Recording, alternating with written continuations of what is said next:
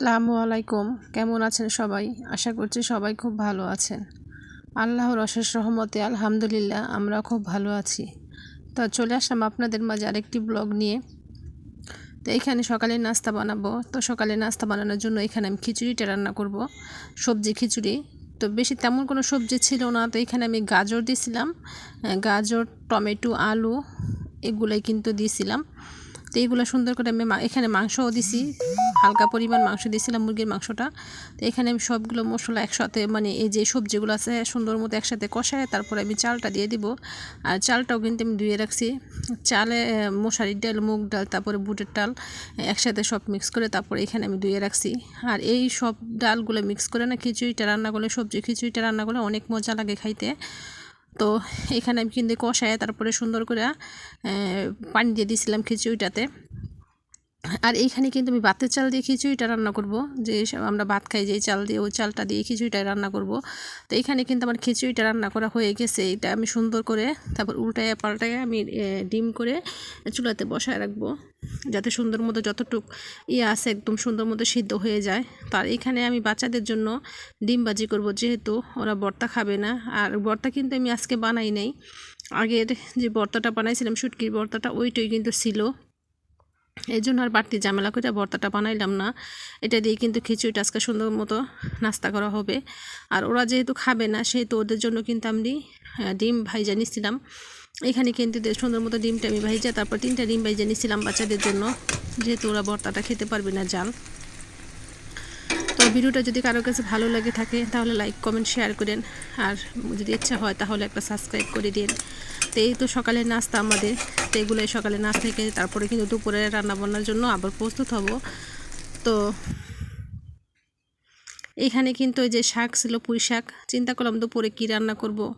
তো মাথায় ধরতেছিল না, কারণ ঘরে তেমন একটা কোনো সবজি ছিল না। তো এই জন্য কিন্তু চিন্তা করলাম। তো এইখানে দেখি কিছু পুঁই শাক হয়েছে। তো পুঁই শাকগুলো অনেকগুলোই লাগাইছিলাম। তো এখানে কিন্তু ওর বাবা সব পরিষ্কার করে দিচ্ছিল, কারণ এখানে অনেকগুলো গাছ ছিল, ফল গাছ। তো ওইগুলো যে পুঁইশাকগুলো না একদম ইয়া হয়ে গেছিলো, জন্য সব পরিষ্কার করে তারপরে এই শুধু 2টা চারা এখানে ছিল। তো এই মাশাআল্লাহ এই 2টা চারা থেকে কিন্তু অনেকগুলো পুঁইশাক আমি খাইছি, আগাগুলো খাইছে। তো এখন কিছু এখানে হয়েছে, তো এইগুলো ওর বাবা বলতেছিল যে সব উঠাই দিতে। তো কিছু এখান থেকে আমি তারপরে কাইটে নিবার ওই পাশেও কিছু লাগাইছিলাম ওই সাইডে। তো ওই সাইড থেকেও কিন্তু কিছু আমি এরকম মানে ডোকা কাইটে নিব। এগুলো সুন্দর করে আমি দুপুরবেলা রান্না করব। যদি কিছু না পাই আর কি রান্না করার জন্য, তাহলে কিন্তু এরকম বাড়ির চারপাশে যদি কিছু লাগাই দেই, তারপর ওইখান থেকে কিন্তু টুকটাক মানে খাওয়া চলে আর কি, সুন্দর মতো মানে খাওয়াটা হয়ে যায়। তো এই পুঁই শাকগুলো এত সুন্দর ছিল, একদম কড়া ছিল, লক লক করতেছিল কড়া। তারপর ওইখান থেকে আমি কিছু কাইটে নিয়েছিলাম পুঁই শাক। এগুলো ধুয়ে নিয়ে আসি, যেহেতু আসতো আর কি বালি আছে, একটু ধুয়ে নিয়ে আসি।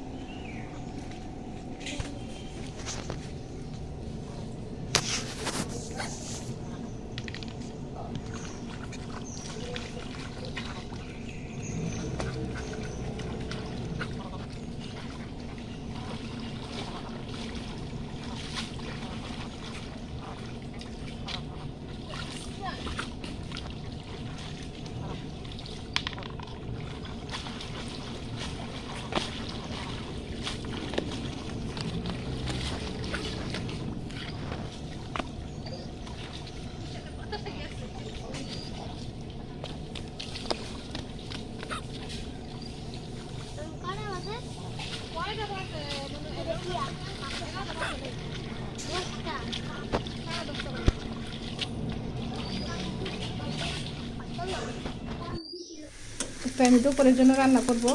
দেখলেন এই তো শাকগুলো উঠাইলাম, কাটলাম পুঁই শাকগুলো, তো ওইটাই কিন্তু রান্না করবো দুপুরবেলা। আমি রান্না করে চলে আসছি রান্না করার জন্য। সেখানে আমি আদা রসুনটা দিয়ে দিলাম, যে তোমার পেঁয়াজটা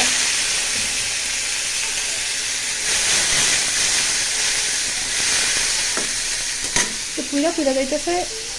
এখন যদি হলুদ মরিচটা দিয়ে তাহলে পুইরা যাইব, এগুলো আমি দিয়ে দিলাম। আচ্ছা, আদা রসুনটা দিয়ে একটু পানি দিয়ে দিলাম।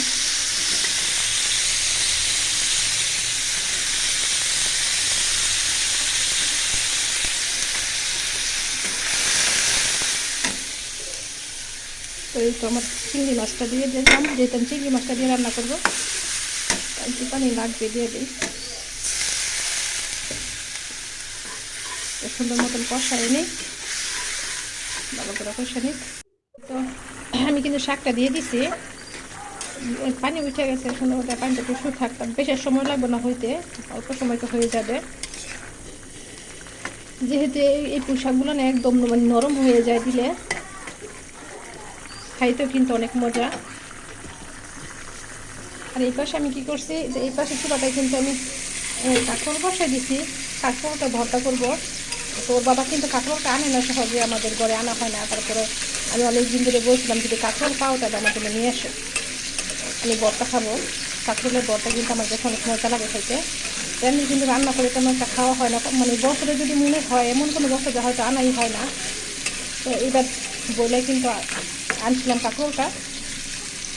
তো সুন্দর করে ওর মতো ভাজা হয়ে গেলে তারপর আমি পেঁয়াজ আর মরিচটা একসাথে ভাজা তারপরে পাটাই দিলে ভর্তাটা করবো। আমি কিন্তু এখানে আস্ত দুইটা পরে ভাজি করে নিব, মানে আলগা যে ভাজিটা বলে ভাজিয়ে খাওয়ার জন্য, ওইটাও কিন্তু আমি করে নিব।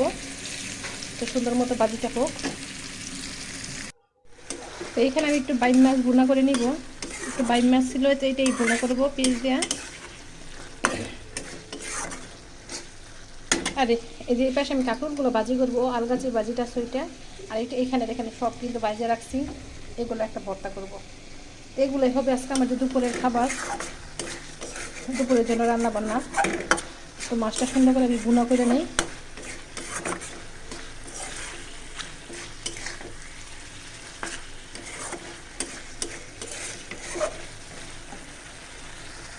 এখানে কিন্তু আমি ভর্তাটা করে নিচ্ছি, এই যে ভর্তাটা সুন্দর মতো করে তারপরে রাখছি। আর এখানে যে মাছের তরকারিটা কিন্তু আমার রান্না করা শেষ।